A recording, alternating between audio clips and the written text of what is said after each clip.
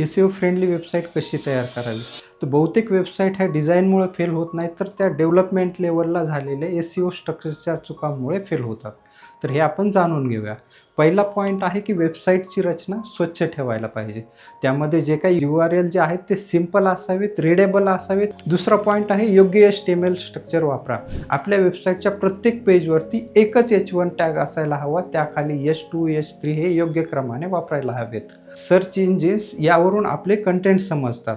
तिसरा पॉईंट आहे वेबसाईटचा speed optimise करा. आपल्या वेबसाईटच्या पेजेसवरती जे काही इमेजेस आहेत, व्हिडिओज आहेत, त्यांना कॉम्प्रेस करा. शक्यतो लेझी लोडिंग सेट करा. CSS आणि जावास्क्रिप्ट जे आहे ते मिनिफाय करा. आणि सर्वात महत्त्वाचं म्हणजे आपल्या वेबसाईटसाठी जी होस्टिंग वापरतोय आपण, तर ती फास्ट म्हणजे डेडिकेटेड होस्टिंग वापरा. कोर वेब वायटल्सनुसार आपली वेबसाईट ऑप्टिमाइज करा, कारण कोर वेब वायटल्स तुमच्या सर्च इंजिनच्या रँकिंगवरती थेट परिणाम करतात. चौथा आहे वेबसाईट पूर्णपणे रिस्पॉन्सिव्ह बनवा. रिस्पॉन्सिव्ह म्हणजे काय? जेणेकरून ती वेबसाईट मोबाईल डिव्हायसेस असतील, टॅबलेट असेल किंवा डेस्कटॉपवरती योग्य रीतीने दिसेल.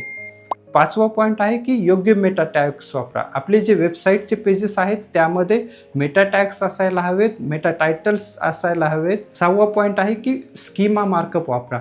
आपल्या वेबसाईटचे जे पेजेस आहेत तर त्यामध्ये स्कीमा मार्कअप ॲड करायचा आहे.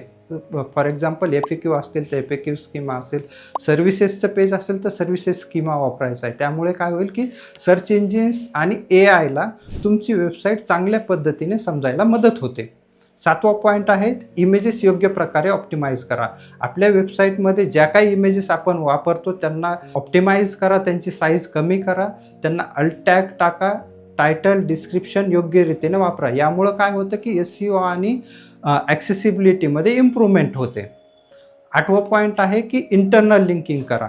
आपल्या वेबसाईटचे जे पेजेस आहेत तर त्यांना इंटरनल लिंकिंग करा, म्हणजे रिलेटेड पेजेसला एका पेजवरून दुसऱ्या पेजवरती लिंक करा. यामुळे काय होते की ऑथॉरिटी पास होते एका पेजची दुसऱ्या पेजला, आणि यामुळं क्राउलिंग आणि इंडेक्सिंगसाठी फायदा होतो. नववा पॉईंट आहे SEO फ्रेंडली नेव्हिगेशन ठेवा. आपल्या वेबसाईटमध्ये जे काही नेव्हिगेशन मेनू आहे ते व्यवस्थित ठेवा, जेणेकरून तो यूजर आणि सर्च इंजिनला समजायला खूप मदत होईल. 10वा पॉईंट आहे की प्रॉपर इंडेक्सिंग इन्शुअर करा. ज्यावेळेस आपण वेबसाईट डेव्हलप करतो त्यावेळेस आपल्या वेबसाईटमध्ये साईट मॅप असायला हवा, robot.txt असायला हवी, आणि आपण गुगल सर्च कन्सोलवरती पण आपली प्रोफाईल क्रिएट करायला पाहिजे, जेणेकरून आपल्या वेबसाईटसाठी क्राउलिंग इंडेक्सिंग सोपं होऊन जाईल.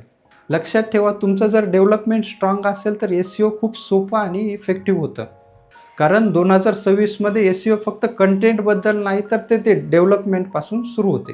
जर तुम्हाला पण फास्ट SEO फ्रेंडली आणि लीड जनरेशनसाठी वेबसाईट डिझाईन करायची असेल तर आजच डिजिटल मोगली LLPला संपर्क करा.